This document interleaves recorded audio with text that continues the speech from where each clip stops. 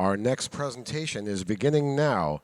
Buyer beware, avoiding potential pitfalls when investing in behavioral health care. Please welcome to our stage Ben Seymour. All right, welcome everybody.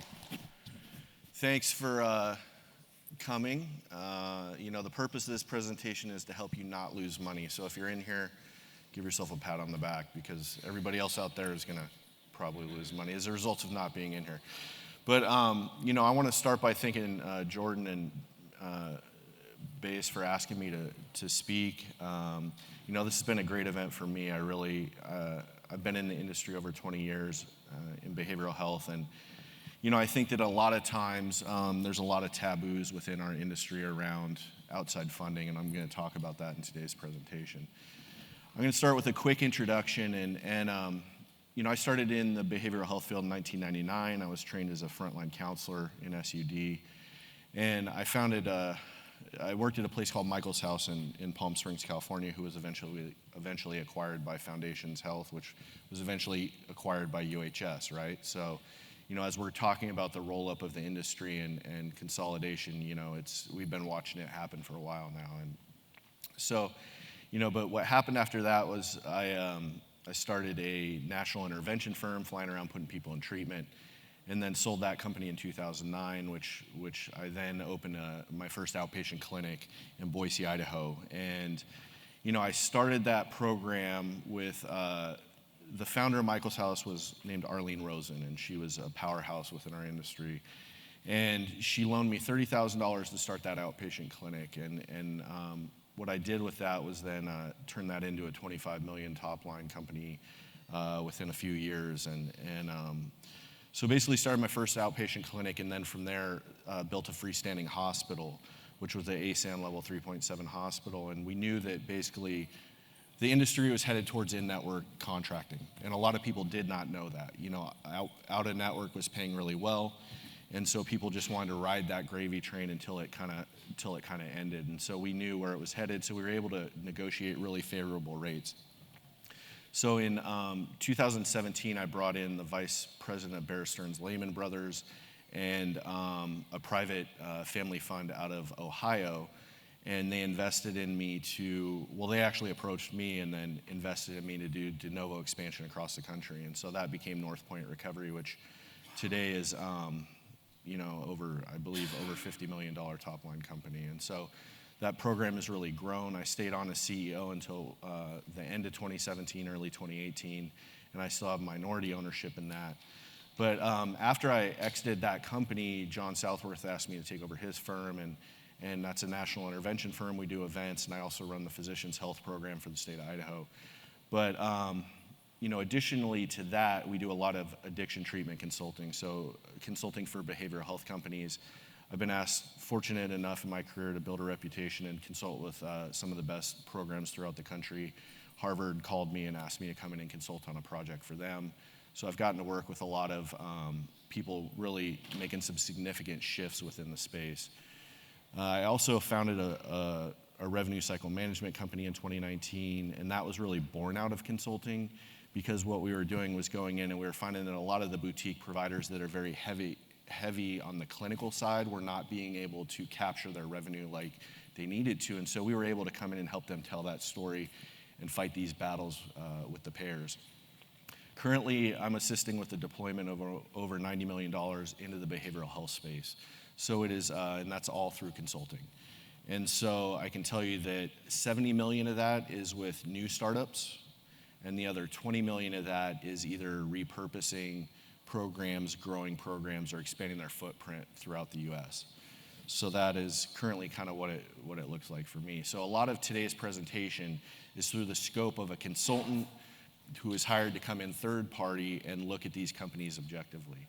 So real quick, just some of you guys who've been in the industry a long time, this may seem rudimentary. Some of you guys, whatever, but I'll give you a quick history because I've been around a long time. So in the 90s, basically we had the Big Four, what was known as the Big Four, and that was Sierra Tucson, Betty Ford, Hazelwood, Minneapolis, and then Caron Foundation on the East Coast. And what we saw was all the other providers were mom and pop providers, and they were not business people necessarily. They got into this industry to help people, and so we saw a lot of of people who really didn't know how to run businesses. And there's still a big faction of that going on today. And so the space was primarily nonprofit driven and very siloed. And so we had, primary care programs. All the big four that I just listed were what were known as primary care. The only one of those that was a for-profit was Sierra Tucson. And so what we saw was those big levels of care at the top of the funnel drove the rest of the industry and really dictated the care. And it was very siloed. We saw extended care programs where they would then step down. And so a lot of the billing that happened back in those days was out of network. There were a lot of super bills. So really insurance was not paying very well for treatment back then. And then what we saw happen was out of network started to pay in around 2005, the early 2000s. We really saw a boom in out of network, especially here in South Florida, California, New Jersey. A lot of big policies were starting to do carve-outs, privately funded plans were starting to pay for treatment, and that was an open ticket. So if I had a union PPO policy, they would pretty much pay whatever you billed, a lot of those policies. And so we saw overnight the for-profit industry really start to boom. And then with the Affordable Care Act in 2010, we saw everybody start to get into this space. And that is when we started to see a lot of VC, private equity funds kind of get into our industry and start to invest in some and start rolling up some of these programs. And so another big shift that happened was that we saw a distinction in programs. So we saw programs that offered very good clinical care but could not market competitively with what we saw people doing on pay-per-click campaigns. And so overnight, we started to see programs that really didn't even have a program. You would come down to Florida sometimes and there would be an address and just like a strip mall office, but huge pay-per-click campaigns, PPC campaigns. And so we started to see a lot of fraud happen within the industry, and especially around urine testing. And so we really nationally got a black eye, for what the abuse that was going on in the industry. And so another big shift we saw at that time was Hazelden acquired Betty Ford. And so what happened as a result of that, and a lot of people didn't really see what was happening at the moment, but what we saw was Hazelden was then able to start writing their own capitated contracts. So they were able to go into a payer and say, we want X number of days, negotiate a predetermined rate, and they would get paid up front for the treatment and then continue. And what that did was it forced them to create their own continuum of care because they knew we were going towards value-based care. So Hazelden, obviously, before a lot of the small mom and pop operators knew what was happening. And so as we move towards capitated medicine, it's already been talked about, so I won't go through this a lot, but it's going to be important for people to really be able to control their own data and their own outcomes. Let me go back, make sure I didn't miss anything. So another point I want to make is that a lot of the mom and pop, this industry has been very grassroots, and so it's a lot of people who got into recovery wanting to help other addicts like themselves, and it wasn't about profit. And so there's really been this taboo that's slowly starting to shift towards accepting outside capital to grow your industry. And just my thoughts on that, because I'm in recovery myself, I really believe in helping people, and my belief is that if anybody tells me, why did you take VC or PE money, somebody's going to take the money.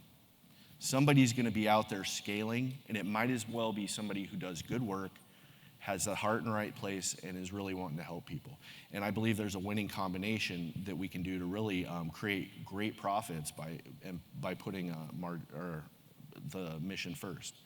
So marketing's the first piece I'm going to talk about. In this industry, marketing is a key thing. The other night I had dinner with a guy who's looking to deploy some money in the space, and he's out of a different industry, and I was asking him about his marketing plan, and he said, well, what I like to do is I like to pay people for referrals to he's out of the auto industry, and so I basically had to explain to him that, that's illegal in our space and talk about Stark law and some of the laws. And so a lot of people coming into our space don't understand that in healthcare, there are different rules. And so we are the second industry in the history of Google to be regulated and frozen overnight, where they shut down all our pay-per-click campaigns. And I know most of you guys in the space know about this, but if you're looking to invest in this space, it is highly regulated when it comes to marketing. And so subsequently, we now have to answer to a third party called LegitScript. Every every provider that's on there has to go through a vetting process and pay a fee. And so these are things to really look at. Is your marketing budget is going to be, it's going to cost a little more in this space because it is very competitive when it comes to marketing. Additionally, we began to see increased regulations around how we market. So we started to see laws across the nation as far as stark laws. So when you're investing if you're looking at investing in a company, the number one thing I always tell people to do is you want to look at how they are obtaining their referrals, because that is where you can get into trouble. And so when we look at, not all call centers are bad. So I think that there's this taboo that happened within our industry around call centers, that if you had a call center, somehow you were unethical. And I really had to do a lot of education with people in our space around, it's not that the call center is unethical, it's how you source the calls that can be ethical or unethical. And so paying for referrals, paying for leads, those kind of things, quickly started to become regulated. So admissions staff compensation, that's another area that we saw a lot of people get into trouble, was they started to get dinged and charged with various charges under these new laws because they were paying, incentivizing per admission. And so the way the laws are written, and I'm not a lawyer, so let's just leave it at that, but I know enough to be dangerous, so call an attorney in your state if you have a question about this further. But basically what we saw was that you are allowed to still incentivize max revenue, do a revenue sharing plan with your admission staff. And so you just cannot tie it to a direct admission. And so that's something to look out for. If you're looking at investing in a program and you see a lot of flights related to your admissions department, you might want to kick the tires and ask some questions, because you're not allowed as a treatment center to incentivize admissions anymore. So paying for flights, offering free housing, other sales incentives, those are all starting to be regulated, and people are getting dinged for them. So really, I recommend look at the referral base. If somebody is too over dependent on Google, it's not a good thing. In our space today, the people that I've seen invest in the space and really do well are people who diversify their referral base. And so people who have front-facing BD departments, they're out at events, they're marketing wisely, hand-to-hand, B2B business, and then they also have a strong internet presence, and then they also have a strong face. I think that's a big thing that I'll talk about later when I talk about culture, is you want some recognizable faces within the industry. One of the things, if somebody talks to me about I get called all the time, will you refer somebody to this program? If I go to their program webpage and I go to About Us and there's no pictures on there, that's not a good sign. I'm not going to refer to that program. And so there's a lot of things like that really you need to look at when investing in this space. Third-party eval of admissions policies and procedures. I always recommend getting an attorney involved. You really want to look at your intake documentation. You want to look at the financial agreements. I go through those annually with all my companies, and anybody that owns a treatment center, I usually advise them to do the same. If you don't know who's good within behavioral health, because it is a very nuanced industry, I can give you some law firms that I recommend and work with. Cost per acquisition varies within the state. So depending how saturated a market is, I can see anywhere on a PPC campaign go from people spending $20 a click, 5 to 20, all the way up to $100 to $150 a click. I know when I had our programs, we were spending about $150,000 a month on PPC to fill our beds. And so it's a very competitive space. I already talked about call centers. Now, this is an article I was talking about with a friend at dinner last night, and this literally just happened yesterday, but this is an example of some of the new body brokering laws being enforced. They're taking this stuff serious. You can see that they, ran some pretty serious wiretaps on this specific investigation. I'm seeing these things all the time. And this was actually somebody who was in the DA's office, assistant DA, in the DA's office in Louisiana, who was running referrals specifically to a program that was receiving over $900,000 in kickbacks, for referring and basically creating a funnel from the DA's office into this outpatient program. This stuff's happening all over the place. And so just know that if you're looking at a program and you catch any of this stuff, incentivized payment to referrals, it's just a matter of time, and there's a lot of liability in this stuff. And so, in this space, just big red flags, stay away from that stuff. Compliance.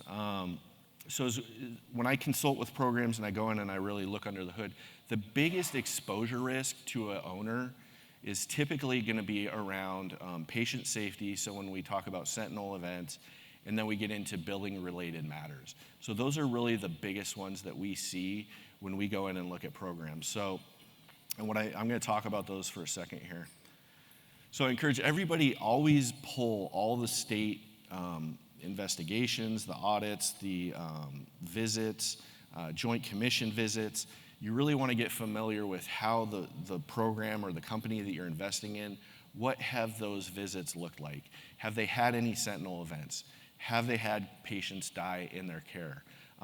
Has there been suicide after the care? Because there's still a lot of liability. Even though a patient leaves the facility, there's still liability and wrongful death exposure there. And we've seen it happen quite a bit. I've seen spouses, a gentleman was involved in a case where a gentleman committed suicide 2 years after care, and his wife then sued the treatment provider, the state. She sued everybody she could. And so, and typically these, there's not a ton of merit to these unless they died in the facility, but it's still a big risk and it's time consuming. Med errors are another huge one. So the biggest sentinel events we see in our space typically are med errors, and then also ACAs and disruptions in care. And so those are areas that you really, and I really commend the guys who spoke this morning about employee retention, because that's a big deal. Creating a culture, retaining your patients, making sure that they stay happy and they leave on good terms is a big deal. Intake documentation, again, we talked about that. Financial documentation, really streamlining that process, making sure you're getting informed consent from your clients, that they understand what they're paying for. If they're trying to leverage third-party insurance, utilize insurance, making sure they understand what that looks like. We do a lot of education for families around, in our RCM company, around what does that look like. We handle all the patient calls, and then educating families about, what to deal with, because they get a form from their insurance company that says a claim's been denied, and they're up in arms calling your therapist, and that's not usually a good process. So documentation's a huge piece. We see a lot in wrongful death cases. They will go back and audit all the documentation. They may even audit text message records, email records. And so it's really important to be mindful of what the documentation, if you're buying a facility or investing in a facility, what does their documentation chain look like? Because there's liability around that. So the top billing related issues that we see when we go in and audit or consult with programs is that we see the missing note. So, and this is an issue for two reasons, not just the suicide risk or the wrongful death or whatever the claims around care are, but also around billing. Because with all the clawbacks that we're seeing, we're a heavily scrutinized industry. And so when we see a billing company come in, and like was talked about on the panel yesterday with M&A, is that there are headhunters in insurance companies now being paid for how many claims they can deny and claw back. It's sick. It's not, it's obviously, there's no other part of healthcare really that we see as much of that. And so there are people coming to dig through the notes to try to get out of paying claims. And so, documentation is very important. A lot of the documentation training we do, it's real simple, it's real simple. It's just making sure the clinicians are doing it and putting systems in place to make sure it gets done. Notes do not reflect the services billed. And so a lot of times we'll see a specific claim get denied because somebody did not document that an event happened, and there's nothing speaking to these incidents. Clinicians, the thing to understand when you buy a business in this space is that clinicians take pride in getting people better. They don't necessarily understand how to document to medical necessity. And so that's a key piece that when you're looking at these facilities, how is that documentation telling the story of this patient to get more days authorized and reimbursement? Lack of congruence in care and UR, and that's another one, is that we see there's a big disconnect. So if you're investing in a business in this space, you really want to make sure that the documentation's utilized by the utilization review, whoever is doing that, whether it's a third-party billing company, whether it's in-house billing, you want to look at that process. And if you don't know what to look for, definitely hire a consultant who understands that, or a billing company that offers consulting to go in and really dig in there and see that that documentation is good. Because at the end of the day, if you want to make a profit, it's about your length of stay. And your length of stay is about your documentation. So this is really important, if you're looking at, getting a good bottom line. So direct services that are provided, step down in care, a lot of times another audit factor that we see is that the step downs in care are not being articulated to the billing company via UR or the documentation. And so that's another thing to really look at. Housing agreements. So if you go in and you purchase a facility where there are sober houses, so this really applies to people who are billing PHP benefits primarily, which is partial hospitalization if you don't know. And PHP, for a long time, depending on payer, there's a lot of gray area with them. But one of the things that's a big no-no, because what we saw was during the fraud days and the height of fraud, is that guys were buying houses and then saying they had an IOP, putting them in this house, and then billing the PHP benefit all day and charging them for housing. Or not charging them for housing, which the insurance company started to take issue with. And so really getting clear, what does your housing agreement look like? Again, there's a way to do it that's perfectly ethical, that you can do it. It's just protecting yourself when you're doing that. Next one is legal, obviously utilizing lawyers. And then remembering there's state law, federal law, but then there's payers. And the interesting thing about this space is that really payers trump the laws half the time. At the end of the day, when it comes to reimbursement, it's about what does the payer want to see, what are their rules with that specific policy plan and within that state. And so really getting clear on that, because that's where we're seeing a lot of people getting subjected to clawbacks and losing a lot of money. Around corporate structure, this is another big one. So, I've been involved in some companies coming in and acquiring other companies, and there's a lot of things around insurance contracts, and so sometimes those contracts can be portable, sometimes they can't. And it really depends. There's a lot of different factors I can't get into the weeds on today, but I'm always glad to discuss. But, when you're buying a new facility, typically it's best to come in with a holding company, but it's do we acquire that risk, or are we doing a free and clear, cash-free, debt-free purchase where we can keep the liability with the seller, that's their liability, and as this date we acquire the liability. And so really how you structure that deal is a key distinction when it comes to compliance and exposure. Okay, so payer strategy, and this is a big thing if you're buying a facility that you want to look for, is when you come in and if you see, what we saw a lot in the 2010, around that kind of era, was that we saw facilities become very dependent on these exchange plans that paid really well. And so another big no-no that we see is that guys will go in and they'll buy a client who is homeless the best smoking PPO policy they can buy and start billing it. And so, and the member's not even paying for the benefit, right? And so really looking for a diverse payer mix is a key thing I would look at. If I was investing in a treatment center, I would say, what does your payer mix look like? And so, making sure that they're not dependent on one payer and looking at what that scale looks like. Another one is out-of-network versus in-network.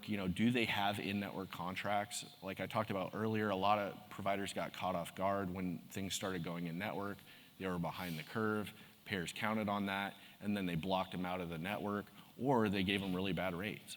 And so really looking at what are those rates, and I really like to see a blended variety. I think that's the best strategy, is really being strategic about each and every policy that you either go in or out of network with.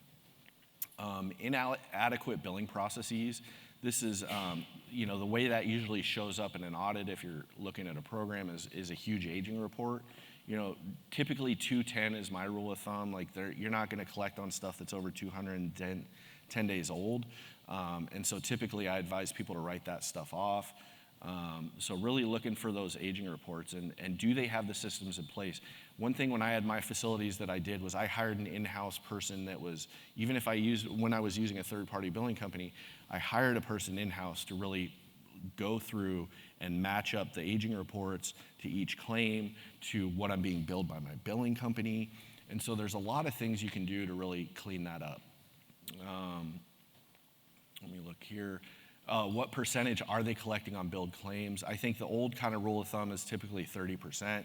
I don't know if, how other people feel about that, but typically a lot of us, who work in the space, we want to see at least 30% on everything that's built out. And you can get it higher, but it's really, yeah.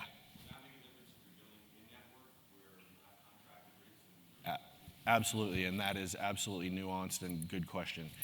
In network, obviously, we want to see higher, right? That is definitely for out of network. But blended, like if we're looking at a blended rate, you definitely want to see over 30%. If they're in network and out of network, you want to see at least over 30%. Have you ever pulled payer data for the states? And so that's the big thing I always ask people is, are you pulling the payer data per state that you want to go into, that you're in? What does that look like? Comparing your rates to other people's rates. A billing company can usually get you this data. It's really key to pull that data though and look at how the facility you're looking at investing in or running, how does it compare with the competition? Diversified patient population is another one too. If I'm looking at investing in a treatment center and I see that they're very heavy on one patient population, that can be problematic depending on the mission of the company. Obviously, if I'm in female adolescent residential treatment, that's a very niche kind of population, and it's by design. But if I'm looking at a bigger healthcare system at creating a bigger footprint, I need to really look at my diversity in my patient population. Now, real quick, I want to talk about culture, and I know I really, like I said, appreciated the first presentation this morning that talked about retaining employees, which really comes about culture, right? And I know this is a buzzword right now, and when it comes to bottom line, I know, in the business world, sometimes people don't really see the value in culture, and I can go into a facility, and if there are billing leaks, if there are clinical problems, hiring problems, all those things, leadership problems, I can fix those things. But the hardest thing to go in and fix is a culture. And I've been into facilities where morale is down, patients have passed away, we've had a lot of death, lately with the fentanyl, people leaving treatment and dying. It's important to understand that these frontline providers, they're traumatized. And I work with a lot of physicians and nurses, and burnout is a big deal right now. And so really creating a culture where you retain your staff is key. My philosophy was always, it costs me more to hire than it costs me to retain. And so anything I could do to retain my talent was key. And talent is what is going to sell your program. It's what's going to boost your bottom line. And so for me, I always wanted to have the best and brightest. So when we look at investors who came into this space and lost, millions and millions of dollars and then exited the space unsuccessfully, typically, I hear people say, well, it was the timing of the market. I think that's a factor, but I don't think that's what tips the scale. I really believe it's a culture disconnect. And so I have watched too many providers in our space sell their programs to big companies doing roll-ups, and all of a sudden they stop getting referrals because the quality of care really plummets. And and so really I think that there's a balance. And that's the people who have really been successful at investing in behavioral health and really made a profit are the people who can come in and walk that line, who understand business, like, want to obviously make a profit, and but they also know how to balance the margin with the mission. And those people have really profited and done well in these spaces, and their programs hold value. They sell for higher multipliers. They're more marketable. Their marketing dollars go down because they're still obtaining referrals from within the industry. Because a lot of therapists within the space vet the programs they refer to, but they drive a lot of referrals. And so really not burning those bridges, because a lot of times when people see investors come in, they kind of get spooked a little bit. And so if you can really keep some good faces in that program, I think having notable front-facing professionals, public speakers, people, if you can always get those people in your organizations that can be out about your mission, talking to clinicians, it's going to cut down on your marketing costs and increase your retention. It's going to increase your revenue. And so that's a big deal, is being able to maintain that culture. I typically advise against investing in operations you need to micromanage. If you're coming in and you don't like the operators, go on to look at a different company. because a lot of times taking out the top operators within those organizations, it creates a lot of fallout, which is going to cause, it can take years to repair. Operations need to be nimble and empowered to make decisions in a space that changes rapidly. I was involved in a scaling of a company where the investors came in and they were very linear and wanted to get into every granular detail about the company. They wanted to scrutinize lease agreements. They wanted to scrutinize purchases. It took months, and it basically left the company dead in the water and really slowed down the growth. And so making sure that you're aligned with who's operating your company, your vision's the same, your timelines are the same, especially if you're doing de novo expansion, really looking at what are our timelines, are we on the same page? Find operators who are on your timeline and want to follow your mission, what you envision if you're trying to grow. While this segment of healthcare can be highly profitable, it's also fraught with compliance. Profitability and best practices are all moving targets. You've heard at this conference, just even guys up here who are, we're all kind of trying to hit this moving bullseye of what are the outcomes, data points we're going to have to collect. When we talk about managed care, we talk about, value-based care, what does that look like as we look at capitated rates? So where are we going with that stuff? And so really having a staff that can move and keep on top of that stuff is important. Let's see, I talked about that. So front-facing images, I kind of hit on a little bit, but you really want to create a trusted brand within this space, especially with, all the families out there that are just so misguided with where to send their people. You've got to have a trusted brand that people will advocate for you. Patient care, obviously this is a huge piece of longevity in this space. If you're getting good outcomes, you create a good alumni. Alumni is the number one referral source. And so if you take the time in this space to really to harvest alumni referrals and create a culture after they leave your program, it pays dividends later on. I cannot tell you how many providers I've seen invest in their alumni and they have booming, thriving programs because it reinforces culture, it creates mouth-to-mouth referrals that pay for themselves, it saves you a ton on PPC when your clients are out there in AA meetings sharing about, I just went to Joe Blow Treatment Center, it saved my life. That's like walking free advertising, And so really investing in your culture and doing good, standing right by, doing right by your patients pays dividends later. Investment capital can tarnish a great brand instantly without the right PR and faces and leadership.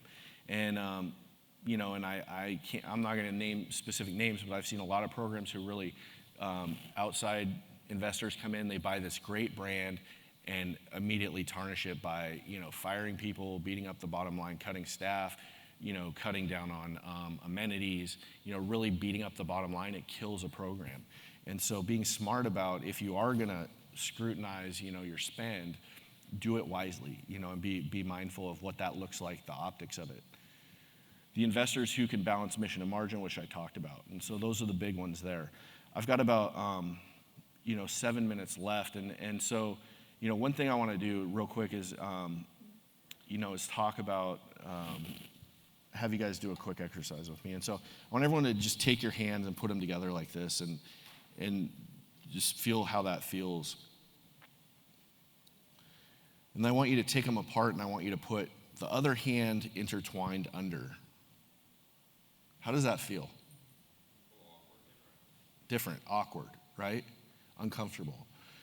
That's what we're doing with these patients every day. That we're taking our patients and we're taking them out of their comfort zones, and we're really trying to get them uncomfortable, because that's where we can really start to heal substance use disorder. It's mental health, substance use disorders are all about avoiding, typically, especially with substance use disorder, avoiding uncomfortable emotion, right?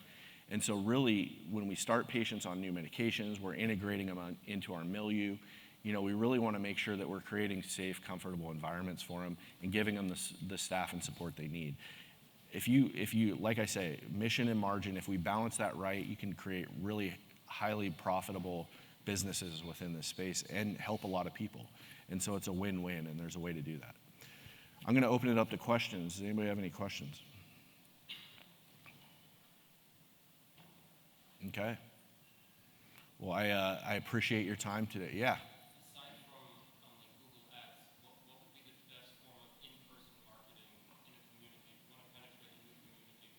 So a big thing that we did in ours that was really fruitful was lunch and learn presentations, and that goes back to, like I said, getting authorities that work for you, that work in the space. And so we would offer one free CEU or CE, and we would have open it up to the entire community, and we would send out invites to clinicians.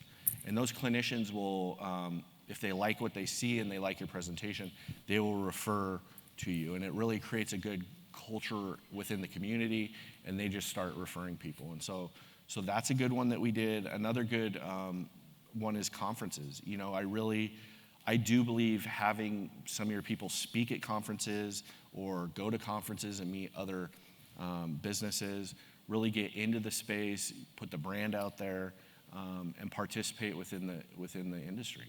And I think that's a good way to address the marketing. So. You mentioned how important the alumni side of it is. So what specifically do you do for the alumni? So, is it events? Or like? Okay, so yeah, that's a good one. Events is good. Another one that we did was we did branded clothes, like sweatshirts. A big one was, so I did two different ones, so I'll tell you two stories on that. One, we created these really cool hoodie sweatshirts that all the patients loved, and they get a free sweatshirt if they fill out their Google review and they fill out their other reviews, right? And so we would have them sit with our alumni coordinator, they would do their exit interview, they would do a satisfaction survey, we'd give them a sweatshirt, and they sat and they did the Google reviews, and that's how they got their sweatshirt. Another one I did that was really cool was I created a ceremony where when you graduated, when you got a year sober, this was to keep them engaged to a year. When you got a year sober, you would come back to the alumni meeting once a week. We had an alumni night where the current patients would mix with graduates, and there's a way to do that right, and so we would do that. But you would get a coffee mug with your sobriety date and your name on it, and first name, last initial. And then we would keep it, we had a wall where you could see all the graduates' coffee mugs, and you got one to take home and you got one for there. And they would come back to alumni and they would have their coffee mug. And that was like a rite of passage for them. They really took a lot of pride in their sobriety date, being able to come back and help the new guys, and it created a really cool culture. And we would have them come back and tell their stories to the alumni. And so all those things are really key. I think as we look at more of the value-based care, I think the data points we can collect are key too. So I think having alumni, staff, call graduates at certain metrics. I think a 30-day or a 90-day follow-up, 6 month, a year, and then after that, maybe every 6 month follow-up. I think those are pretty good metrics. And then the questions you ask is anybody's guess. You know, I think right now we're all kind of trying to figure out what the best data points are to collect, you know, on an ongoing basis. There's a lot of good information here in terms about, you know, right way and wrong way in terms of operating a facility. And you're using that for, you know, how do you vet a place from an M&A standpoint in terms of what we want to acquire? What about looking at some place that does not have all of these things in place and you want to do a turnaround to get it there? Yes, there's some risk, but are there ways to just like look at things? Because with a turnaround situation, you probably will get a better deal on that acquisition. And what are your thoughts there? Like if I'm looking at a turnaround, I'm going to look at, you know, is it sustainable, right? That's always my big thing is this investment worth my money, you know? And so, you know, what's the market look like? What's the competitive analysis look like? What do they have in place to maximize billing return? Because what I mean by that is, you know, there's certain facilities are just, they're more set up to be billed, right? So is it a cash pay facility? Is it a build? You know, there's so much that goes into that, and it's a complex question. But those are the big things I would look at. What's the marketing analysis look like? You know, who am I competing with?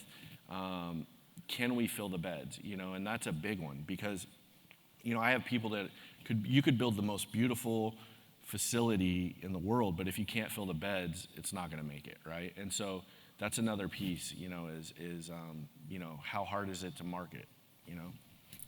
I hope that answered your question. If not, see me after and all. Okay. Anyone else? I appreciate the time, guys. Thank you so much. It's been an honor.